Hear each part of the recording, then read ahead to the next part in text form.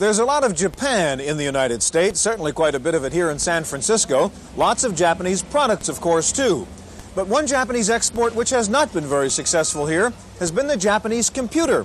Why? What have been the problems? We'll find out the answers to these questions as we take a look at Japanese computers on this edition of the Computer Chronicles.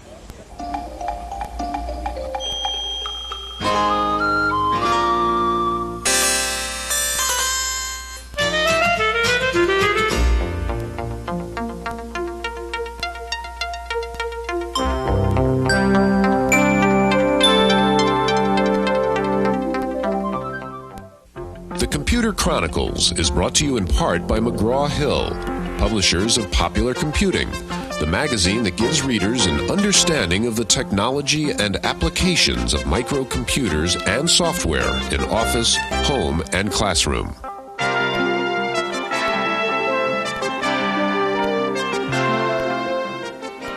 Welcome to the Computer Chronicles. I'm Stuart Chaffee, and this is Gary Kildall. Gary, we've been hearing for years now about the Japanese threat. Any minute they're about to invade our shores, take over the PC market just like they did cars and VCRs and cameras and so on, but it hasn't happened yet. Has that window of opportunity passed, or is it still possible the Japanese could move in? Well, first of all, we're talking about packaged personal computers because they've had many successes in other areas related to computing. But the Japanese have a very large market at home, and that's the home market they address first. In the U.S., it's primarily a conversion process in many cases. Here they're in the consumer business. They don't really have the distribution, marketing, and support channels for computers themselves. Now, the potential is certainly there, but the U.S. manufacturers are hoping to keep them offshore by the ingenuity that we have at home. Today we're going to go to Japan to see the latest in Japanese technology in the personal computer field. We'll also see what's going on in some other foreign countries as they try to get aboard the computer bandwagon. We're going to begin, though, by taking a background look at what the Japanese effort has been thus far to get into that world market. When the first Japanese transistor radio appeared in 1955, few people realized that it signaled the start of the Japanese economic miracle. From radios to stereos, from cars to cameras, the Japanese have marked one success after another in markets around the world. Japanese technical proficiency is renowned, and in fact the country's professional base seems geared toward high tech. On a per capita basis, Japan has 4 times as many engineers as the United States. But in spite of a dominant position in consumer electronics, the Japanese have not done so well with computers, at least those for export. Japanese computer companies own about 10% of the world market, while the U.S. has 80%. And in the United States, which accounts for over half of the global market, Japan holds only 2%. But the Japanese have excelled in producing components, hardware, and peripherals which don't require software development or extensive customer support. With some exceptions, they have been content to leave systems integration and service to domestic affiliates. Like the early years of Toyotas and Datsuns, however, the Japanese have learned since their first attempts, and their recent approach to home computer exports seems to be one of waiting and watching.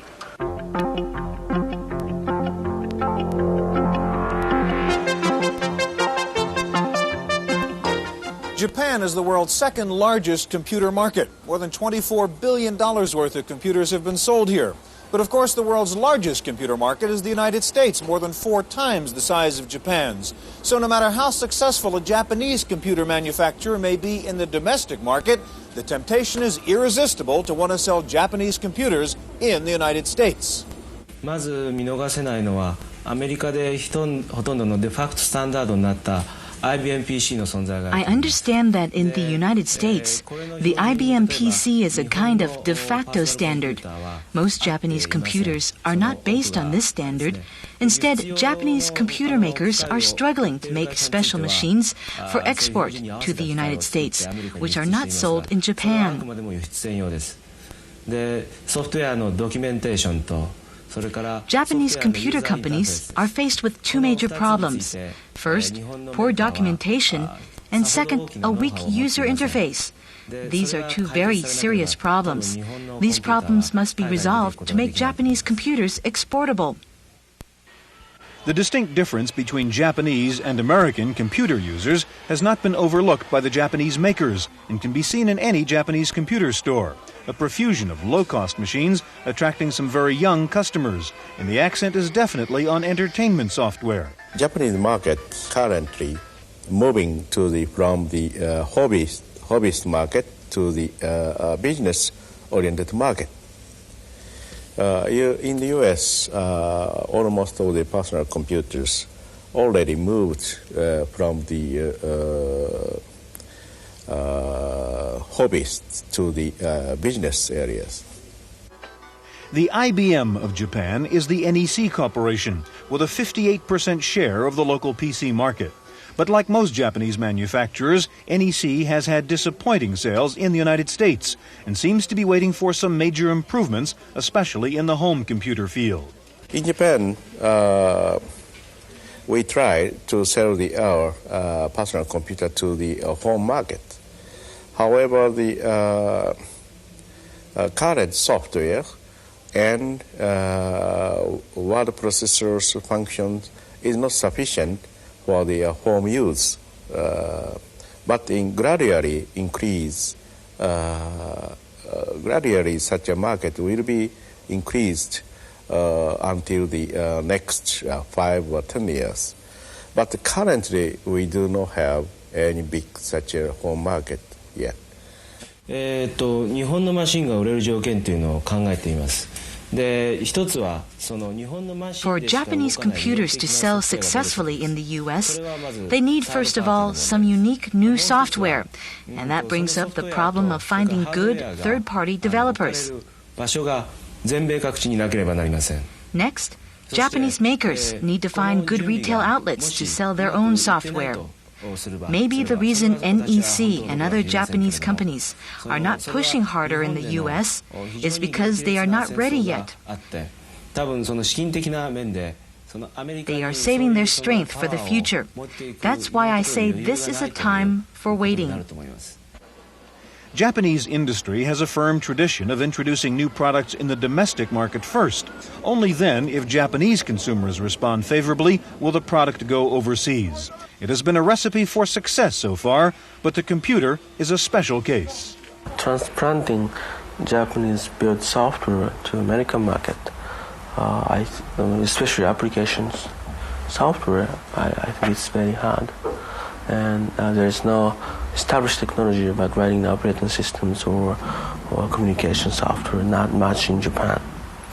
And I think I was wondering what is the reason why there is such a difficulty. And my conclusion is, it is impossible to ask Japanese to speak English, right? A computer is invented in United States. And it is impossible for Japanese people to, well, they can copy the inventions, but really inventions, there must be some sort of the fashion or style or history. Of all the new Japanese computer products, the most closely watched is MSX. Aimed primarily at the home market, MSX is an operating system designed by Kei Nishi to solve the problem of incompatible machines.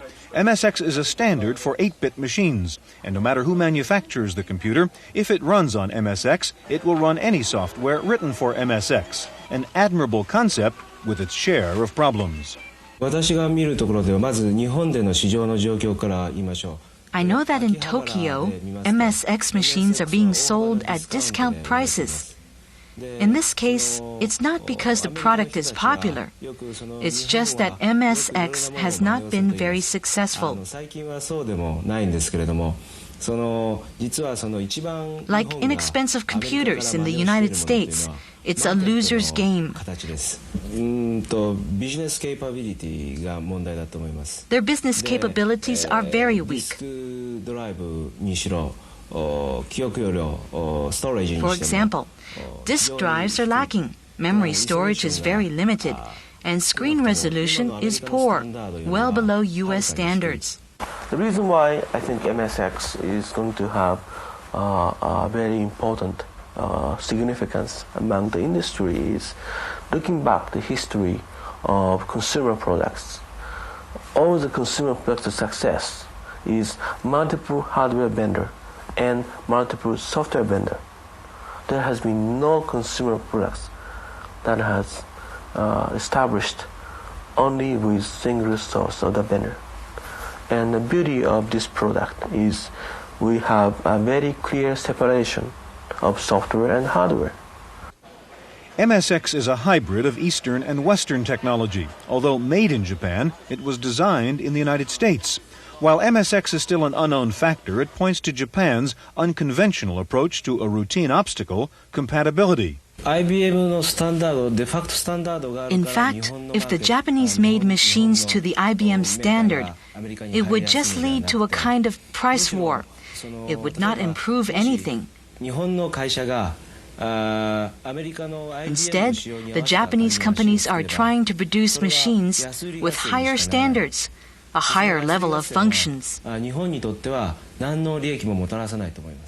The bigger the gap between Japanese and American computers, the better the chances are for new Japanese machines. Personal computers is a good, something like the culture-oriented good. So from Japan, it's very difficult to export our personal computers to the United market. In other words, IBM is very difficult to export IBM personal computer to Japan. So the cultural problems is very important. Faced with a language obstacle, an uncertain market, and cutthroat competition, the Japanese are striking out in all directions to get the jump on new computer technology. The best place to see this is at the first Japanese Comdex, where the opening day's attendance was the highest ever recorded at this American-style computer show.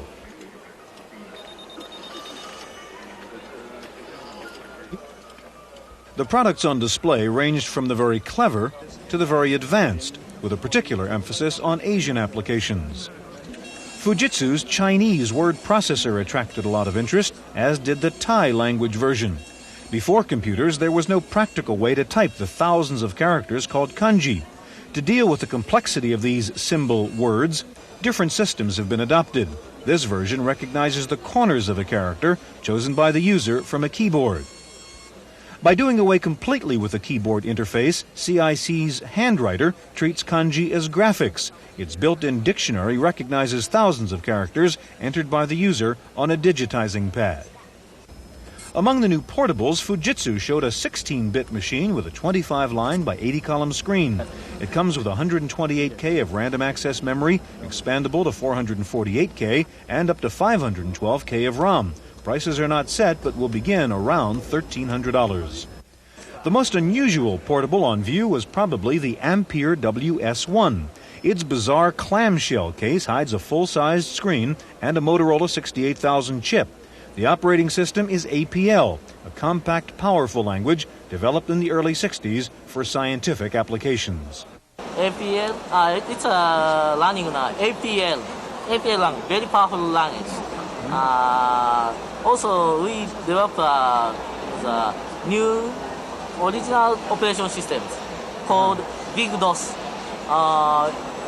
It is a multitasking, multi-user operation system, completely unique for a lap-size computer. This function is completely unique, so we need a completely unique shape.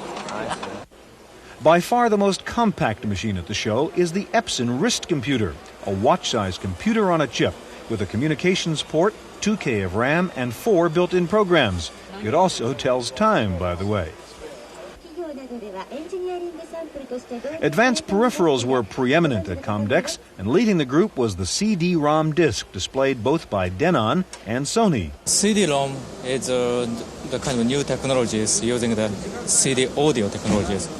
This is a very high-capacity mass storage systems. This is read-only memory and a capacity of 540 megabytes. When you compare the floppy disk with this ones, capacity is more than 500 times, and so the capacity is very huge. And also this is using the technology of the audio CD, so the media itself is eventually the cost will be inexpensive. There are many applications there. The one is a kind of database access. There are so many online database in the United States, but the cost of the retrieving is very expensive because of the using the telephone lines. And this is a very relatively inexpensive medias. And let's say you distribute 1,000 pieces to the customers, and the cost is very cheap. And also some companies thinking kind of home education or school educations, because this media can contain graphics, sound, text, voice, and so on. For the user with serious data storage problems, Sony offered a large-sized Laserdisc with a capacity of 3.28 gigabytes, or about 30,000 pages. To satisfy the Japanese craving for foreign language instruction, a number of CAI applications were on view, including this computerized mystery story from the Limelight Company. The built-in cassette player is synchronized to the screen's graphics for a complete audiovisual language lesson. New York seems strange to Tom. It doesn't seem real.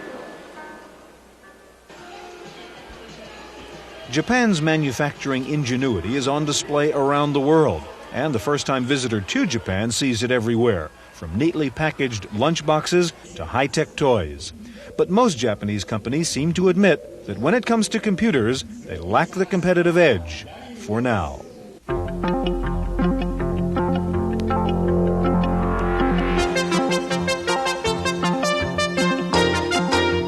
Stuart, it looks like there are a lot of manufacturers in different countries that like to bring computers onto the shore, but it really is a Japanese challenge that our manufacturers are concerned about. We're going to talk about that next, Gary. We have Michael Miller with us now. Michael is the West Coast editor of Popular Computing magazine.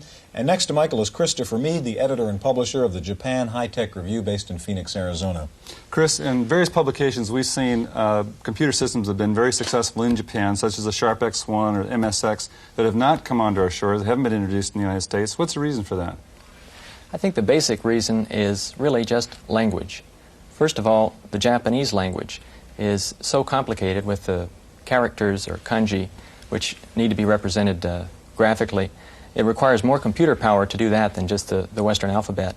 This has meant that until just a year or so ago, it was impossible to have the Japanese language on personal computers. This kept them far behind our industry in their development of personal computers. Now, what about their local customer base? You know, there's quite a few million people in Japan. Is there let's say, some intention to sell into that market first and then come on into the United States? Do you feel that at all? Well, I think that's been true with many Japanese companies as sort of a traditional viewpoint that you don't want to embarrass yourself outside before you first perfect your product at home. Mm-hmm. There's part of that. The other problem is, of course, I alluded to the Japanese language. We also have the English language problem. With software, it's a tremendous advantage to speak the language of the people you're selling to. So there's also the conversion of just the manuals and documentation and the programs themselves into English. Michael, what about, let's take MSX as another example now. That is a machine that could compete, let's say, with the Commodore 64. Has Commodore and Atari, have those two companies kept MSX out? Well, MSX is really a standard that will be adhered to if it exists by a number of Japanese companies. Many of these machines were shown in January at the Consumer Electronics Show, and many of them are being marketed in Japan.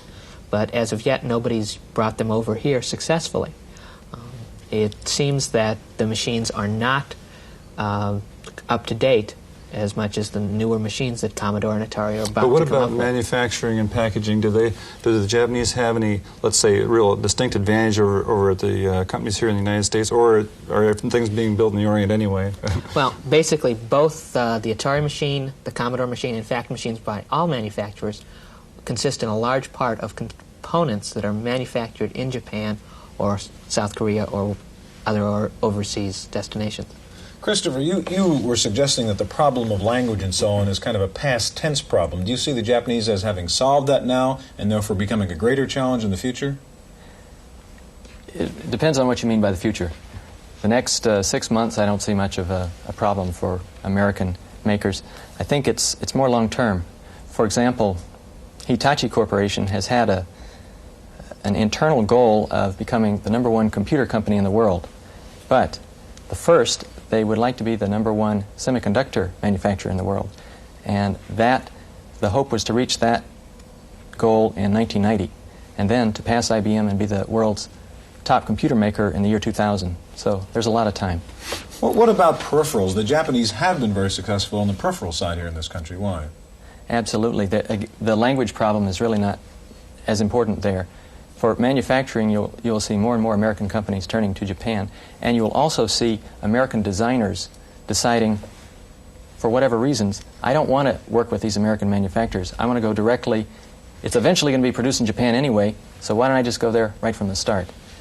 Well, that's kind of scary prospect for the competition in the future then. Gentlemen, we're out of time. Thank you for adding that information. Now, will the Japanese, in fact, take over the computer market in this country, much as they have done in cameras and VCRs and automobiles and so on? Our commentator, Paul Schindler, has some thoughts. Japanese journalists often come here to ask me about life in the electronic cottage, which proves my point that no matter what you may have heard, the Japanese still don't have all the answers. Now, a lot of people have been making a prediction for years that there's going to be an overwhelming Japanese invasion that'll sweep into the American personal computer market just like they did autos and steel. Well, I'm here to tell you that Silicon Valley isn't Detroit or Pittsburgh.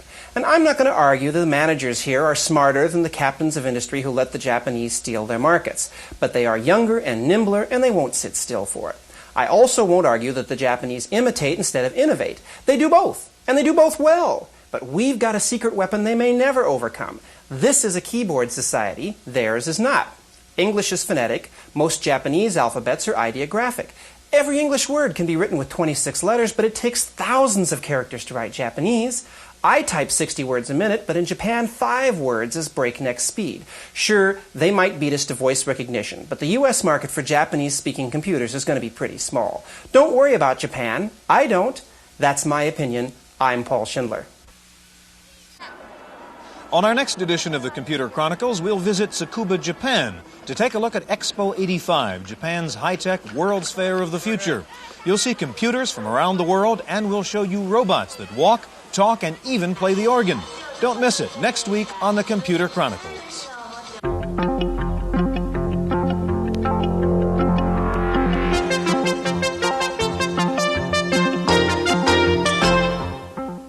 In the random access file this week, it's Send in the Clones time, the AT clones this time. First of all, Compaq has announced 2 new computers, a desktop and a portable, that are AT compatible. Compaq says its desktop runs up to 30% faster than the IBM AT. And NCR has announced a new AT clone called the PC-8. It can serve up to 16 users. Both the Compaq and NCR computers use the Intel 8286 microprocessor, the same one used in the IBM PC-AT. Also rumors that both Tandy and Hewlett-Packard are readying AT clones, the Tandy machine possibly being shown at this week's Comdex in Atlanta. Another major attack on IBM came this week with 2 announcements from AT&T and Xerox. First of all, AT&T said it will begin selling its new 32-bit microprocessor in the hopes of expanding the Unix world. The new AT&T chip, of course, runs Unix. And Xerox announced this week that some of its new computers will be AT&T compatible, and that Ethernet and AT&T Starlan will now work interchangeably. Meanwhile, Apple announced the end of the Lisa, more recently known as the Macintosh XL. Lisa, which never made it in the marketplace, had gone down in price from $10,000 to under $4,000. Apple says it will instead concentrate on making more Big Macs. All the talk about Japanese exports and imports may not mean much in the future in the computer field. Japan has been investing heavily in Silicon Valley. Here's a look at the leading Japanese companies now making high-tech products in California. Overall, Japanese corporations own or control 140 industrial plants in California. One writer says it may be time to rename Silicon Valley Sashimi Valley. No need to rename our writer, Paul Schindler. He's back again with this week's software review. There's a problem with my copy of DBase 3, and the problem is the people who sold it to me don't think there's a problem. You see, I can load this popular program on my hard disk if I want, gaining speed and convenience. I can load it, but to use it, I have to load a floppy disk every time. That's because DBase 3, like a lot of other expensive software, is copy protected. You know, a hard disk full of copy-protected software is nearly pointless. There is an answer. It's Copy to PC. This program enables you to make backup copies of copy-protected software. Have a look at its screens. They're nearly too simple for words. This program was not made to look at, it was made to use. It lets you put copy-protected software on hard disks without requiring you to insert that floppy. Now, look, I know Copy2PC and its ilk can be used illegally, but so can a butter knife. Does that mean we should ban butter knives? I don't think so. I haven't made a single illegal copy of any software with this program, and I never will. I don't think you will either. Copy2PC, $50 from Central Point Software in Portland, Oregon. For the Computer Chronicles, I'm Paul Schindler. One software trend is the growth of mini versions of best-selling business programs. Two examples, MicroPro is coming out with a mini WordStar to sell for $150, less than half the price of a full-blown WordStar. Other mini programs coming include subsets of Framework and a mini version of ThinkTank. There may be a slowdown in the sale of home computers, but computers in the schools are booming. The number of computers in schools increased by 75% last year. Nearly 300,000 computers were bought by schools in '84. More than 85% of public schools now report using computers. The average school has 8 computers. The airline People Express has come up with a solution to the problem of busy reservation operators. Replace them with computers. You can now make a reservation on People Express by punching in the appropriate data on your touch-tone telephone. A synthesized voice coaches you along the way. Finally, Apple may be known for its TV ads here in the States, but IBM carved a niche for itself in a French magazine this month, becoming the first advertiser ever to have a talking, blinking ad in print. The ad appeared in an April issue of France's news weekly Le Point. The ad featured an embedded microprocessor, battery, and speaker, which caused the Charlie Chaplin ad to light up and play music when the page was turned. The ad cost IBM $2 per issue. Nearly 300,000 copies of Le Point were bought on the first day. That's it for this week's Computer Chronicles. We'll see you again next time.